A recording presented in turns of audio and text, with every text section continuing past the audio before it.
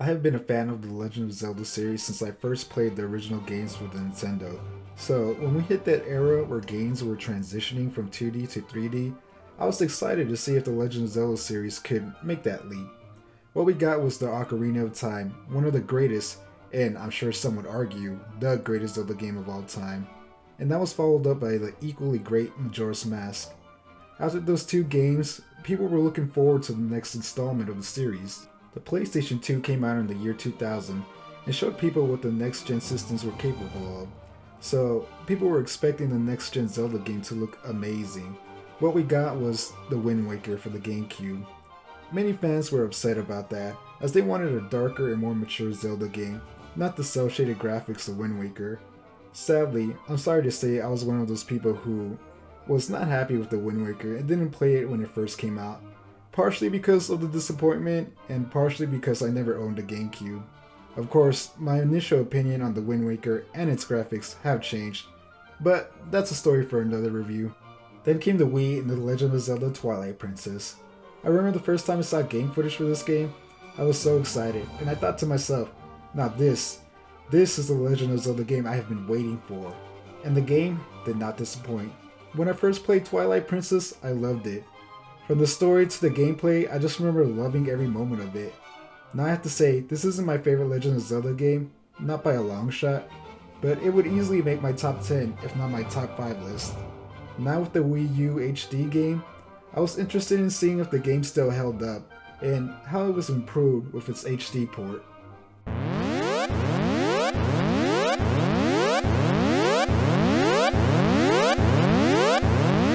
Spoilers! The story of Twilight Princess begins with a young man named Link, who works on a ranch in Ordon Village. One day, the village is attacked by Boblins, who capture the village children. Link chases after them until he encounters a wall of twilight. A shadow beast pulls him through the Twilight Realm, where he is transformed into a wolf and captured. Link is freed by the Twilight being named Midna, who agrees to help Link if he obeys her. Midna guides Link to Princess Zelda, who explains that Zant, the king of the Twilight, has stolen the light from 3 of the 4 light spirits and has conquered Hyrule. So it is up to Link to save Hyrule, and in order to do that, Link has to restore the light spirits by recovering their lost light. As he restores them, the light spirits return Link and Hyrule to their original forms. Link also helps Midna find the few shadows, fragments of a relic that contain powerful dark magic. Through the journey, the two find the Ordon village children and end up helping the many races and people of Hyrule. After Link has restored the light spirits and Midna has all the few shadows, they are attacked by Zant, who steals the few shadows from Midna. Zant reveals that his powers come from a mysterious source and turns Link back into a wolf, and then leaves Midna and Hyrule to die from the world's light. Link goes to Princess Zelda for help, where he learns that he needs the Master Sword to return back to normal. Zelda heals Midna with her powers, sacrificing herself, and mysteriously disappears. Touched by Zelda's sacrifice, Midna begins to care more about Link and the fate of the Light World. After getting the Master Sword, Link is free from the curse and obtains the Shadow Crystal that allows him to switch between both forms at will. Midna takes Link to the Mirror of the Twilight, a gateway between the Twilight Realm and Hyrule. When they get to it, they discover that it has been shattered. The sages appear and tell them that Zant tried to destroy it, but was only able to break it apart, and only the true ruler of the Twilight Realm can destroy it. It is also revealed that the mirror was used a century ago to banish Ganondorf to the Twilight Realm, after he cannot be executed. Link and Midna set up to retrieve the missing pieces of the Twilight Mirror. Once the mirror has been restored, it is revealed that Midna is the true ruler of the Twilight Realm. Her kingdom was taken by Zant when he cursed her into her current form. It is also revealed that Zant's coup was made possible as he made a pact with Ganondorf. After Zant is defeated, Midna recovers the few shadows and destroys Zant, after she learns that killing Ganondorf is the only way to free her from the curse. They then return to Hyrule and find Ganondorf in Hyrule Castle, with Zelda suspended above his head.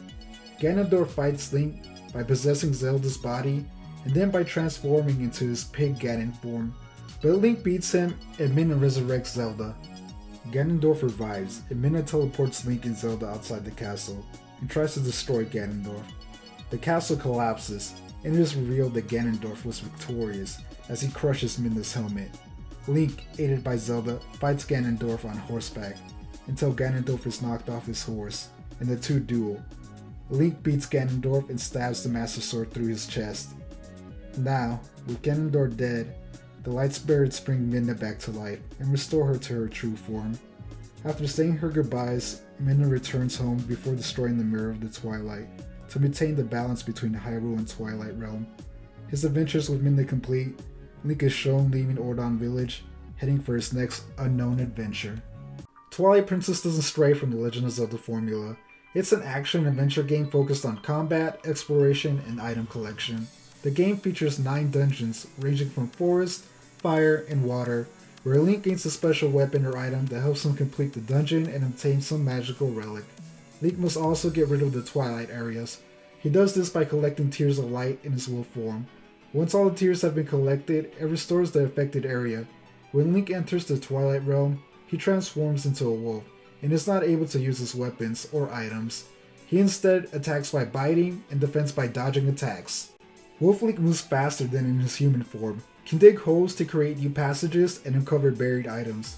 His improved senses allow him to follow scent trails and see and listen to the wandering spirits of those affected by the Twilight, and hunt for Pose. He also carries Midna on his back, who uses an energy field to attack enemies, help him jump long distances, and eventually allows Link to warp to several locations in the overworld.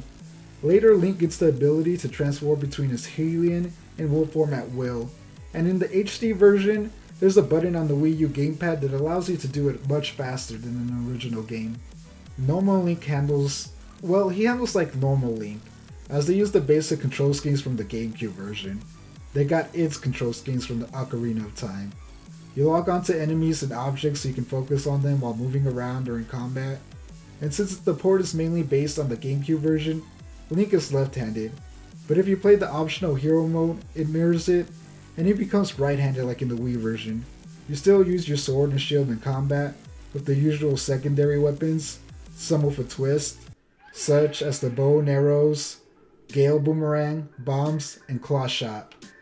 There are also several new weapons to change up the gameplay, like the Spinner and the Ball of Chain, 2 weapons that I love. Twilight Princess is also the first Zelda game to let you fight other people on horseback, and though the mechanic could use some refinement, it's something that I really enjoyed.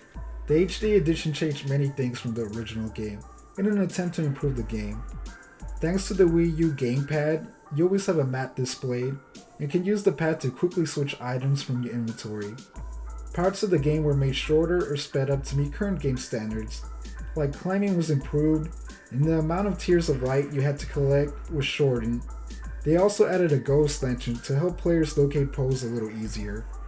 I remember liking the graphics for the Twilight Princess when I first played the Wii version. Looking at them now, they haven't aged well. Thankfully, that is something that was improved with the HD version. While the graphics aren't amazing by any means, they are still much improved over the Wii version. Which is a good thing, as the music in the game, composed by Toru Minagashi and Asuka Oda, is wonderful and deserves beautiful scenery to go with such amazing music. The game also added amiibo support. The Link and Toon amiibo replenish your arrows, Zelda and Sheik figures restore your health, the Ganondorf figure makes it so you take twice the damage, and the Wolf Link amiibo lets you access the Cave of Shadows, where, in Wolf Link form, you have to fight through several floors of enemies, and once you have completed it, you get a reward. That really isn't all that great. I like the changes as they improve the game, but I did think they could have done a better job. Like, the amiibo support was cool, but it wasn't really great. Besides the Shadow Cave, you don't really get anything from them. I would have liked if you scanned in different amiibos and you got some cool looking costumes, like maybe Luigi or Marth or something. That would have been interesting. The game did have many flaws, like the story was predictable and similar to some of the other Zelda games, but I did enjoy it. The opening of the game is slow and takes a long time to get into the actual story. I mean, do you really have to herd goats twice before you can advance the story? I also think it would have been a good idea if you could have sniffed out the spirit bugs when you had to collect them. After finishing the game, I have to say, I still really enjoyed it. It's not as good as I remember, but I still had fun playing the game. I like the characters, not just the main ones, but many of the side characters, as the way they're designed and the way they act make them seem very unique and memorable. Zelda looks cool and really seems like she would ride into battle to defend the kingdom. Midna was a character that at first I really didn't care about, but by the end of the game I felt like I understood her and why she acted the way she did, and she really grew on me. Overall, I think there are more good things than bad things in this game. I definitely recommend this game for its beautiful visuals, music, and interesting characters. It's a must for any Zelda fan, and while not the best starting point for someone new to the franchise, it's still solid enough to hopefully hook them. And now with this adventure complete, like Link, I'm off to my next one. See you next time. We would like to play.